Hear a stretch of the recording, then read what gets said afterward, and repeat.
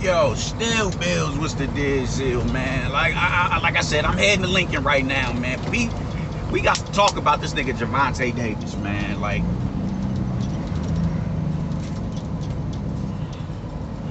all right. So last night I'm arguing with a few cats, and just the push behind Gervonta Davis is just so ridiculous that people just anything to big him up.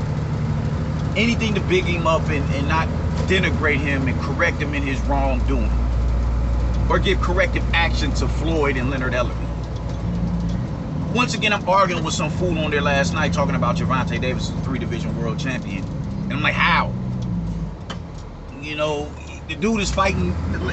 You can't unify interim straps and Reggie belts. You can't unify that shit. You can't. There's only one.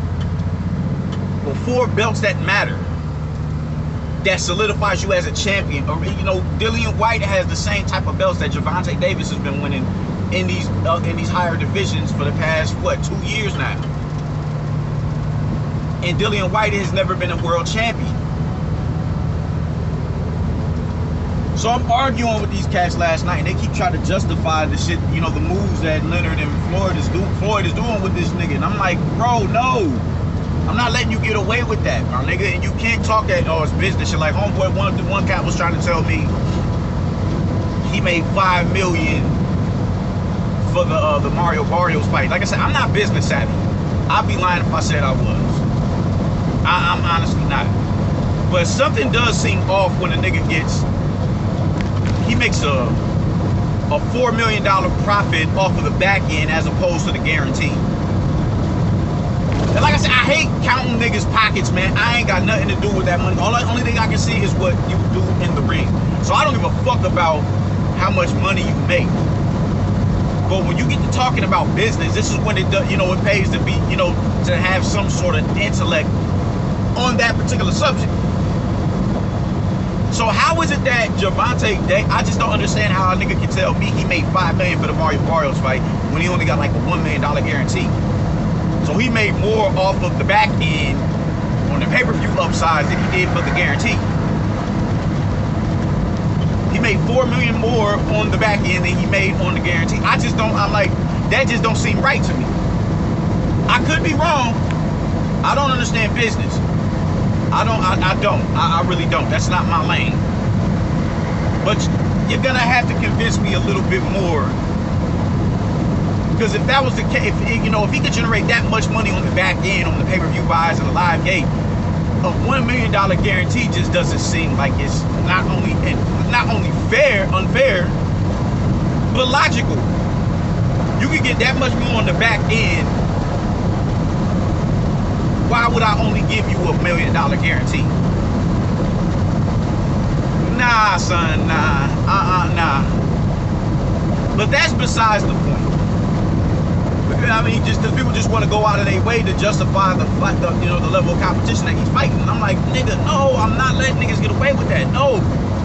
He knows he's not supposed to be fighting these niggas. He knows that. He is well aware of who it is that he's supposed to be fighting. Broly, I don't have a problem with, only because you can't add a certain asterisk to that victory. How they try to do with Mario Barrios, now they're saying he's a 3-division world champion. We all know that's bullshit because only one nigga in that division has all of the belts. All the belts you can unify.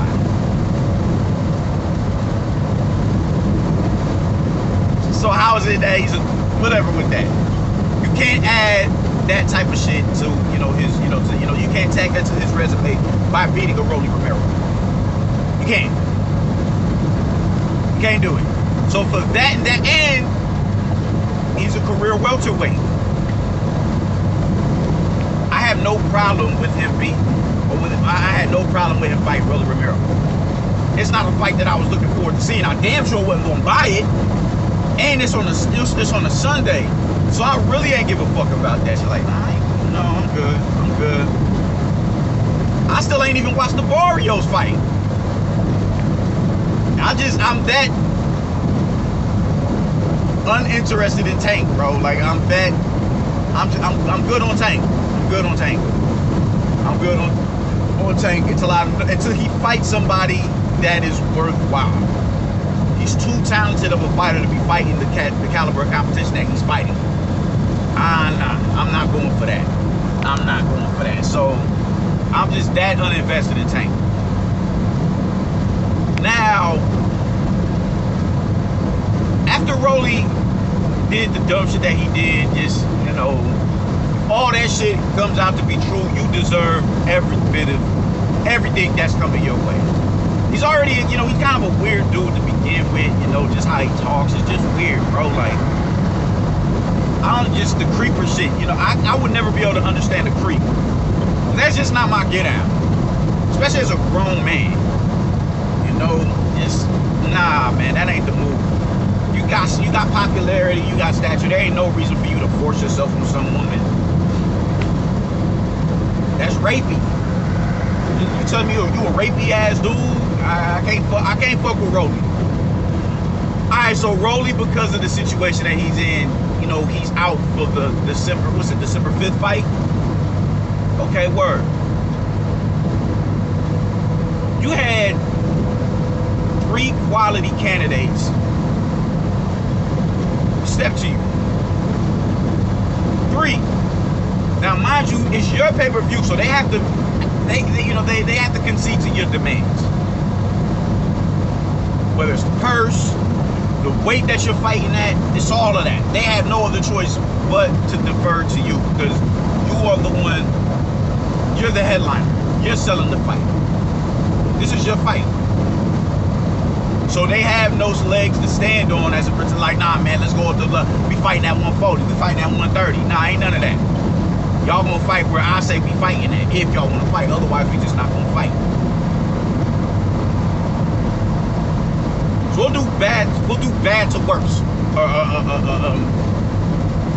Not bad to worse, but bad to good. You got Tevin Farmer in the lower division. I personally think you could have beat Tevin Farmer when y'all was both at 130. You could have beat him. Your punching power would have been the difference maker between the two of y'all. Even though I think he stood a chance to beat you as well. We haven't seen Tevin Farmer since the JoJo Diaz fight, where he lost in that upset. We haven't seen him since. You get Tevin Farmer, call me, hit me up. I'm with that. We a month out. He could have most definitely packed on 5 pounds. You could have brung him up, and that right there would have been that'd have been a more credible win possibly than all of your wins. Maybe not more so over Pedraza. I don't know. I'd have to look into that a little bit more. But you bring up Tevin Farmer, you can't even use the well, he moved up. He moved up to fight. Hey, he volunteered to move up to fighting. You tack that to your resume, that is a solid, very credible win right there. Despite him moving up. Despite him moving up, you like, yo, he beat Tevin Farmer. There ain't shit else nobody can say about Tank Davis. He's an official dude. But you, for whatever reason, you ignore Tevin Farmer. Alright, word. Regis Prograis. Regis Prograis fights at 140. He said he come down and fight. He said he'd fight you. He said line it up, which means you have to train him. You have to train him to come back. It'll come down 135. You have to put him that much more through the ringer to make weight so he can fight you. And you could even put a rehydration clause on that, man. You could have did that. You could have most definitely did that. And it would have been justified. It's your terms. It is what it is. You had somebody else lined up. All right, we gotta get somebody else in the ring, man. I got a date that I gotta fulfill. You could have did that. You could have moved up Tevin Farmer, forced him to put on them extra pounds. We don't know how he would have looked at 135. Or you could have trained Regis Prograis and put a rehydration clause on him and forced him to come down to 35.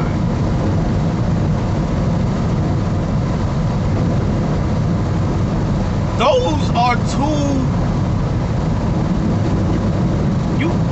You put the likelihood of you winning heightens that much more because you're putting a strain on them two niggas. You're putting a strain on them two to come and fight you. Tevin Farmer is moving up, Regis Prograis is coming down, and you throw a rehydration clause on that man. He can't go past 138 when he rehydrates. Whatever, you don't do that. So now we get to Devin Haney, who's in your division, the division that you're fighting in. We go to Devin Haney.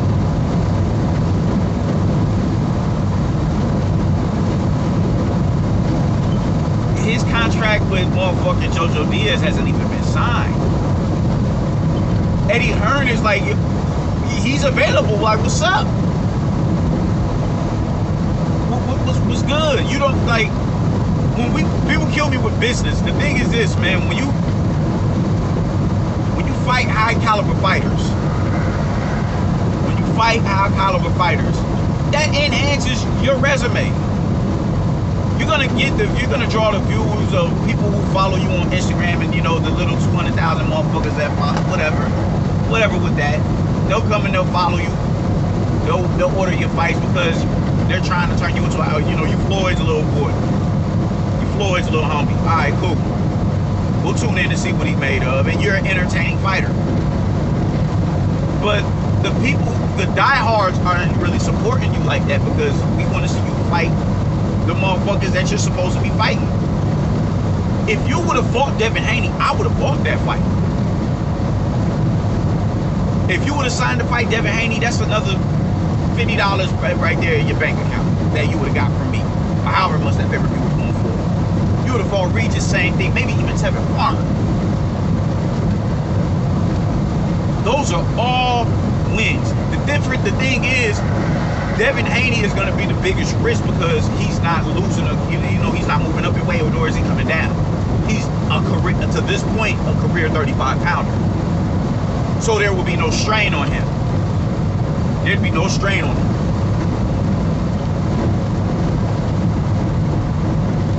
So I knew that wasn't going to happen. Even though he calls you out and, Eddie Hearn is, yeah, we can make that happen. So you had 3 live dogs at your disposal and you chose Isaac Cruz, bro. This is the bullshit that I'm talking about as it pertains to Gervonta Tank Davis. This is why I just refuse to support the kid. This is why y'all don't piss on my leg and tell me it's raining, my nigga. You cannot convince me that fighting an Isaac Cruz is a bigger fight than fighting Tevin Farmer, Regis Prograis, or Devin Haney. Because not only do you have the support of motherfuckers who are die-hard boxing fans, but if you fight them 3, one of those 3, you attract the diehards. That because we want to see you in these type of fights.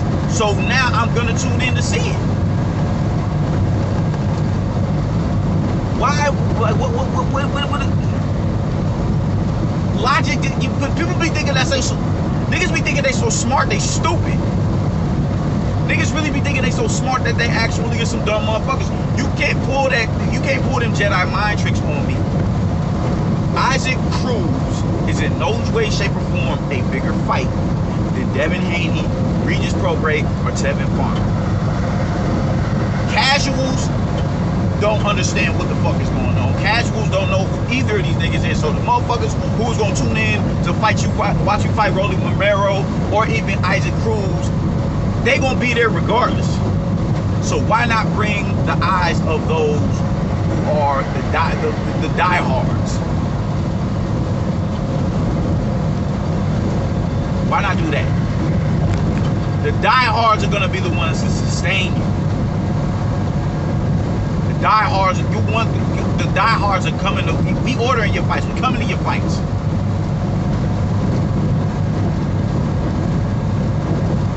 Those are you want those motherfuckers right there. You want to gain that type of following. On top of the casuals who just come because they, who tune in because they like the way you look or they like how you knock them niggas the fuck out. But no, you want to choose Isaac Cruz, who's still an up-and-comer, my nigga. Like, no. You are too advanced in your career to be fighting these type of opponents.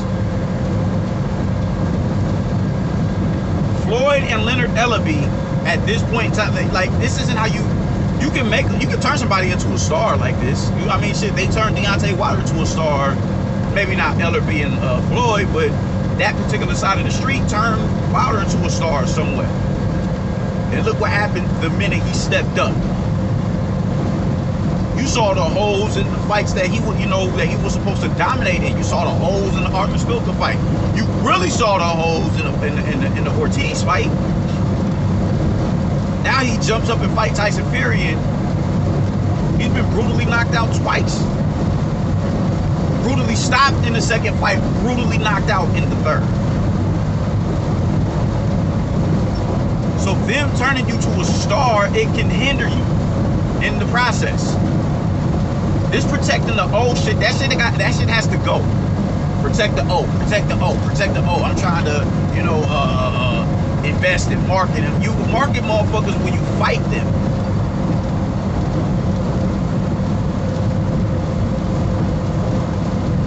You gotta fight adequate competition. You just do. You want your name mentioned on ESPN and all that, you have to fight the quality operators. You do. You do. The voice of the disgruntled are gonna be heard. Niggas defend Tank in the capacity that they do because there's so much pushback from the diehards. You can't get past the diehards. There's no getting around that. You have to fight adequate competition. When you fight adequate competition and there's nothing nobody can say about you, that's when your stock rises. That's when your stock rises. Floyd knows that. Floyd didn't get to where he's at by fighting the type of fighters that Tank fought. Floyd went through a fucking gauntlet of opponents, like some killers. Bonafide killers. He didn't pussyfoot fighting bullshit opposition. He didn't fight up the comers and shit, like on his come up. He was trying to establish a name. It's just so with this social media shit, you can do the least and get away. You can do the least and get the most. They can put all these bullshit trinket titles on you and these attachments or whatever that don't necessarily equate to nothing. As long as you pop it on Instagram, you got 1 million followers on Instagram and all that dumb shit, and Twitter followings and shit like that. Like, dude, no, because all the niggas is not gonna pop, they not gonna buy your fight, and they not gonna buy tickets to come and watch you neither. Come on, man. This is some bullshit. Tank does not need to be fighting no fucking Isaac Cruz. There's no excuse for that. Especially when you had 3 opponents available that was more than willing to acquiesce you. 2 of them, you could have put a strain on them to strengthen your chances in winning.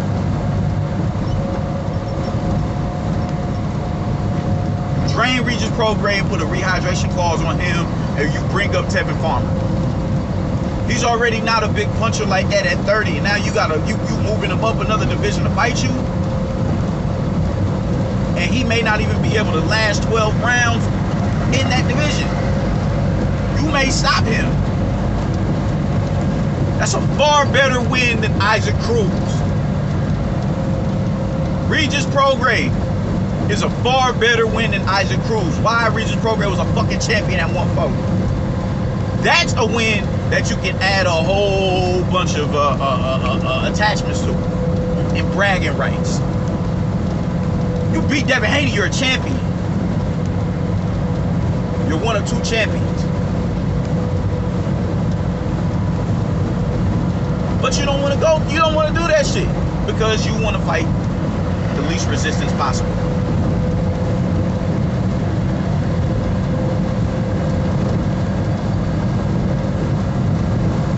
At the end of the day, my nigga, stop letting them dudes fuck over your career like this, man. You are a talented fighter, but you are wasting. You're 27, dog.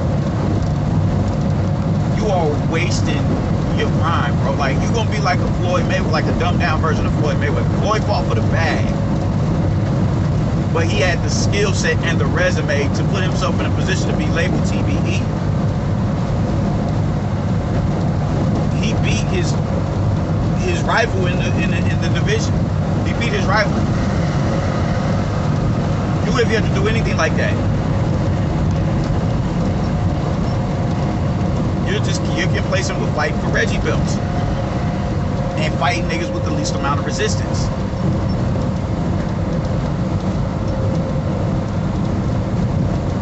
I'm not supporting Tank Davis, dog. I refuse to do it. I refuse to do it. You drain Regis, you bring up Tevin Farmer. That is still with those weight strains being placed on him. Those are still far more credible wins than the Isaac Cruz. They're far more credible wins than a Rolly when you would have stretched Rolly out. You beat Devin Haney at his division and take his belt from him? My nigga.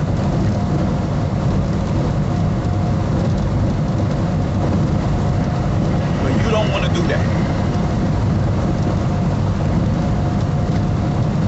At this point in time, bro, like I don't expect Tank Davis to fight anybody for the post in the next 2 years. He'll gradually step up. Gradually step up. When Lomachenko was on the verge of retiring, he'll step in and fight Lomachenko.